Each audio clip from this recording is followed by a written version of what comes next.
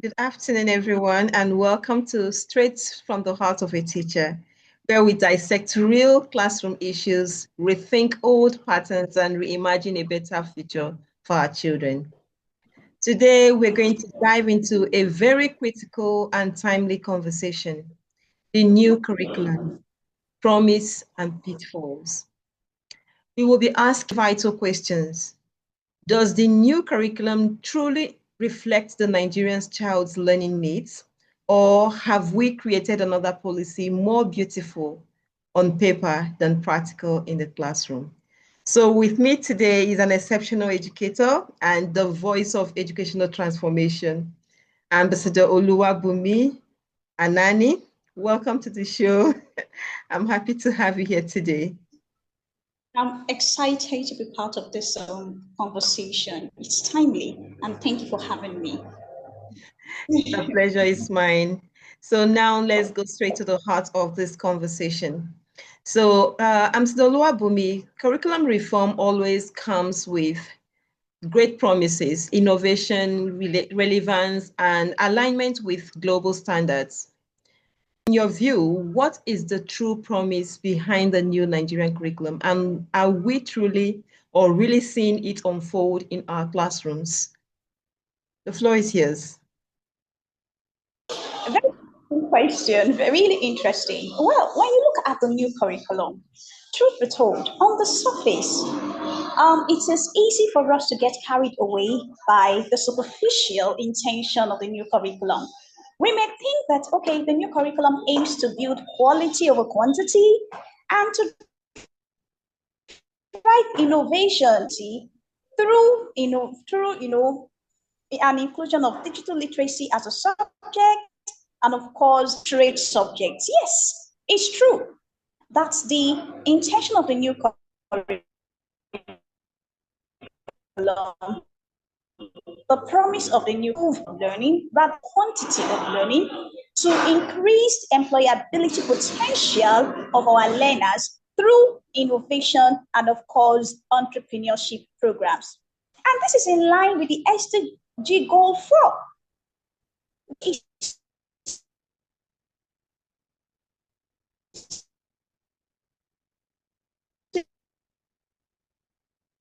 Increase the number of true promise of the new curriculum is actually to drive teachers, Nigerian teachers, to embrace innovative pedagogy in lesson planning, lesson delivery, assessment, and evaluation. Is a very tactical, a very subtle and calculated strategy to make our teachers in Nigeria to embrace best global practices away from their comfort zone, from their traditional practices. And this intentional strategy to make a holistic drive for all teachers in Nigeria to tour the same direction, not some teachers embracing growth, not some teachers going traditional, not some teachers going creative, but every teacher should be on the same page.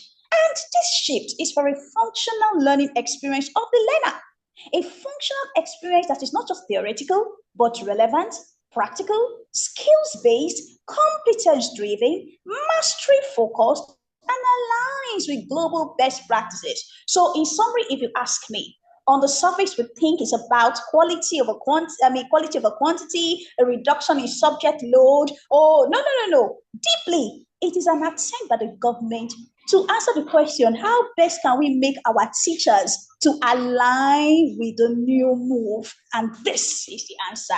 Thank you. Wow. That's such a striking point. And you're right, intentions don't always equal implementation. The promise looks beautiful in theory, but its success depends on how much support teachers actually receive to make it real in their classrooms. Thank you very much for that. And let's talk about relevance. One of the major criticisms of our previous curriculum was its disconnect from real life skills. Now, with this new one, do you think we've successfully bridged that gap, or are we still teaching children to memorize instead of to think and apply? Wow. Now, the truth of the matter is that while we agree with the general opinion or consensus about the old curriculum, that the content and objectives of the old curriculum has a disconnect from real life skills, I will not agree that that is sufficient reason why teachers should stay traditional, despite the fact that the old curriculum was limited. I know that this would be quite, it will bring a shock, to some listeners. Yes, I do know, but this is it. The old curriculum, with its limitations, let us not forget, it is only a framework. It is a guide. It doesn't tell the entire story. So the old curriculum, with all its limitations, it provides an awesome opportunity for teachers to leverage their creativity in and out of the classroom. A teacher who has embraced lifelong learning and is beginning to implement all this new innovative pedagogy will have the opportunity to shine. The curriculum is only a guide. Now, it did not limit the teacher's exploratory capacity. We have teachers that with the same old curriculum were embedding education for sustainable development in their lessons. They were embedding sustainable development goals in their lesson. They were using case studies. They were using place-based learning. These were not provided by the old curriculum, but those teachers leveraged their creativity and expanded on the curriculum, So, I don't think they have a case. The case will not hold in court if we have to take this legal. Rather, the old teachers the opportunity to shine. I'm not done with my point, but I would like to say something here as well with respect to the old curriculum. The only challenge any teacher will tell me is that the old curriculum post has to do with school leadership. Let me repeat, the old curriculum never limited any teacher. Yeah, that's true. It's only teachers. Now, when we come to school leaders, this is the old curriculum. The school leaders use the opportunity of the old curriculum as excuse creative teachers who went above and beyond the old curriculum to infuse digital tools, project flip classroom to their planning, their delivery, their assessment and evaluation. That was the only snag I have with the old curriculum. School leaders were very quick to wield it as a tool to beyond the visions of that curriculum. Now, still going back to the curriculum will work. Yes, it will work. Despite, what people are saying, maybe our ill prepares and whatnot. And why would it work? The new curriculum will work to the extent that school leaders are ready to support their team. Leaders are ready to support their teachers. Of course, the new curriculum will work. When teachers embrace lifelong learning and a growth mindset, I can do it mentality, assessment attitude towards the new curriculum, then the new curriculum will work. Makers professional implementation, success, outcomes, gaps, and flaws, then the new curriculum is setting to work because it will be data driven. Then when parents collaborate in students' learning, not just the elitist parents supporting the flow, but every parent across the strata, adjust and align to the flow, then the new curriculum will work. Then finally, when low-income private schools in remote areas or underserved areas are provided shared facilities. What do I mean by shared facilities? We know that it is going to be very expensive, very cost intensive for every school to have laboratories, well-equipped libraries, and so on and so forth. But can we build libraries, laboratories, educational infrastructure that can be shared community by community in a way that it will be implemented, it will be monitored, and every school has a share of it. So when all these factors are in place, believe me, the new curriculum will fly.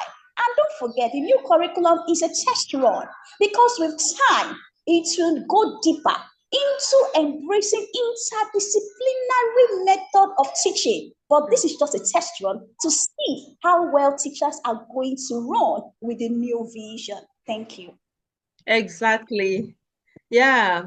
You can teach for the 21st century with 19, you can't teach for the 21st century with a 19th century method. So until pedagogy aligns with purpose, even the best curriculum remains a dream on paper. Thank you very much for that amazing response and answers that you've just given. And another pressing concern is teacher preparedness. A new curriculum demand a new mindset. Yet many teachers say they were not adequately trained before the rollout. So what are your thoughts on how teaching training or teacher training or the lack of it is affecting implementation of this new curriculum?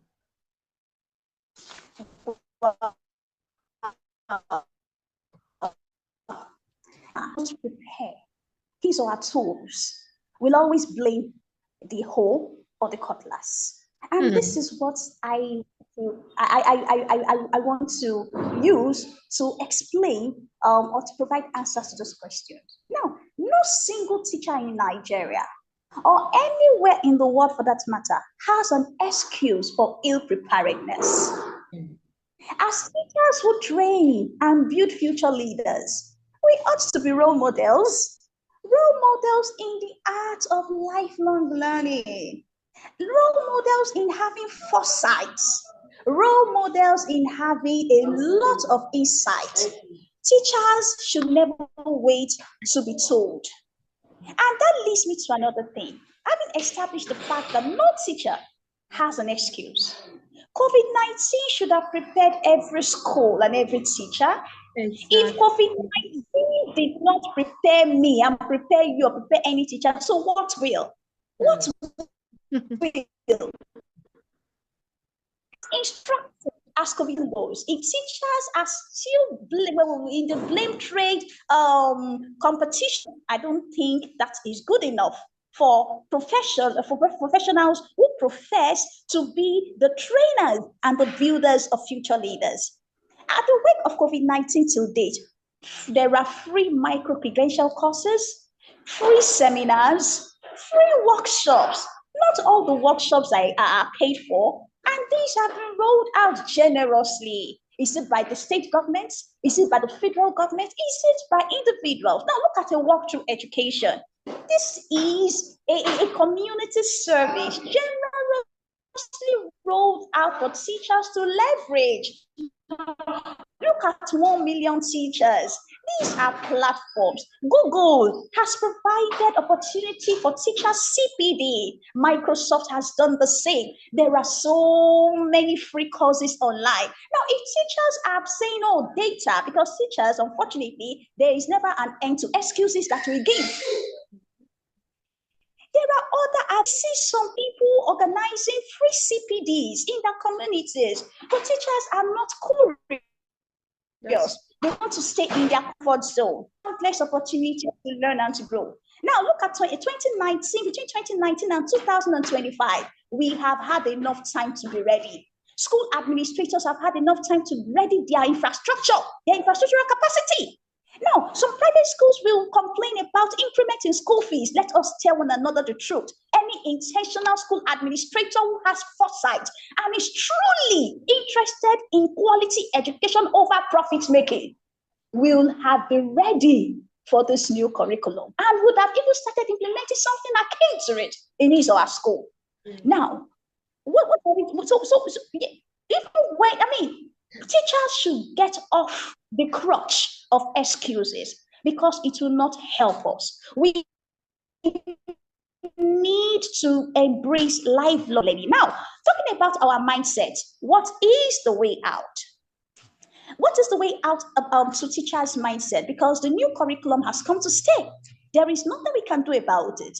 2019 to 2025 is enough time for us to be ready for change. Now, when some people go hard on teachers will sign up for courtesy's sake, not really because they are invested in continuous professional development. Teachers will want allowance. It's not bad. It's not bad. We need to buy data. But for God's sake, we need to rise above the pity party. We are tired of the pity party where people gather and begin to say, oh, teachers are poorly paid, teachers are looked down upon. No! For how long? For how long? Yes, we need advocates, but we should advocate for ourselves by rising up to the challenge and redefining ourselves through the actions we take. Yes. And this is what I want to say. Teachers out there, embrace every opportunity to learn. In a school, there are veterans. There are people who have gone ahead of us. There will be one person in that school of yours who has embraced a opportunities to learn. Harm your teacher with one another. We don't want to be mentored. We don't want to listen to other people. That is a bane in the teaching profession. Let us take responsibility for our preparedness, and posterity will bless us for it. Thank you. Thank you very much for that. That's a really huge one. Teachers must be ready. They have to embrace that. Thank you very much. And let's discuss assessment. The curriculum claims to emphasize continuous assessment and real-life competencies. But in practice, have we shifted from exam-based evaluation to true competency-based learning, or are we still trapped in the old system of grades over growth? All right. That's all. Thank you. These questions are really incisive, honestly. And somehow we would like to play safe, but again, we should. Before I accept responding to this particular question, there is something that came to mind. You see, by now, with or without the new curriculum, teachers ought to have been leveraging their creativity to provide 21st century learning experiences for their students. We cannot be teaching 21st century skills to students when we are not expressing it, we are not manifesting it. The only thing I'd say with respect to teacher training, continuing from our prior conversation, is that let there be a task force. We're talking about the new curriculum here, and it is very important that teachers have a mindset that aligns with the possibilities that the new curriculum, promises. So there should be a task force. We have 1,000,001 schools in Nigeria. So the government, how sure are they that schools have begun to implement this new curriculum?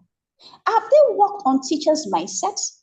Yes, from the responses of teachers, saying that they were excluded, they were not carried along, they are ill-prepared, is enough litmus to tell us how possible the new curriculum will be implemented, at least within this new rollout phase.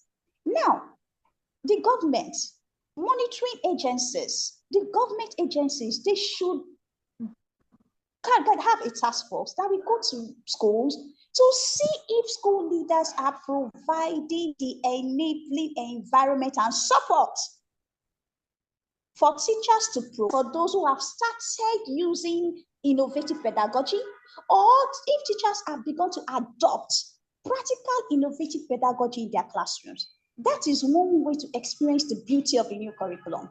You cannot measure what you don't supervise. If you don't supervise it, you cannot measure the success or the workability of the new curriculum. Having said that, let us look at the next question that has been posed. Now, the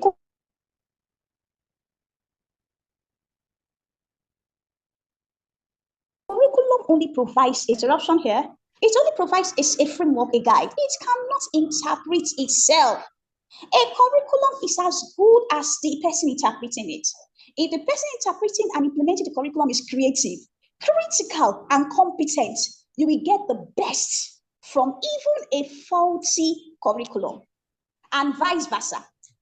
So it is not just about the curriculum, but about the implementers, the users of that same curriculum. Now, it will be too early for us to run judgments as to the effectiveness of the curriculum. It will be too early for us to do that. Please, sorry. Sorry, please, there is an interruption here. All right. Now that schools are back from the midterm break, policymakers and relevant education ministries can begin to objectively research and assess the promise of the new curriculum. Examination questions set by schools, they will be writing examinations soon after 3 weeks. Exam questions set by schools should be assessed. Let there be a random selection across the public schools, private schools, faith-based schools, etc., etc. Is there a reflection of the new questions?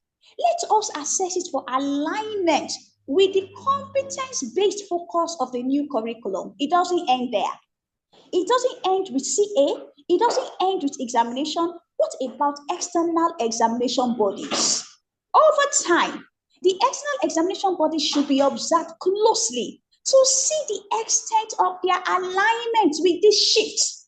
Unless all of this is done, unless there is an intentional and an objective and a holistic research, assessment, monitoring, in order to see the effectiveness and the workability of the new curriculum, we are merely paying lip service. Let us not forget, it goes beyond a reduction in the subject load of students. We want students to be ready for the future.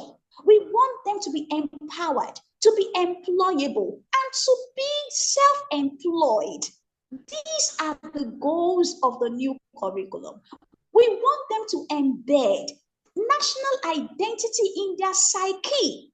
And this affects the way assessment is done, the way questions are asked, the way students are graded.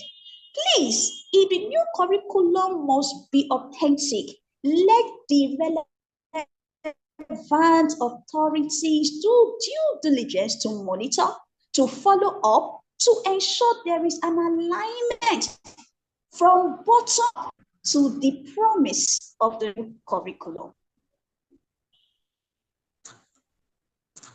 Wow, that's powerful. Yes, indeed, grades without growth are like motion without progress.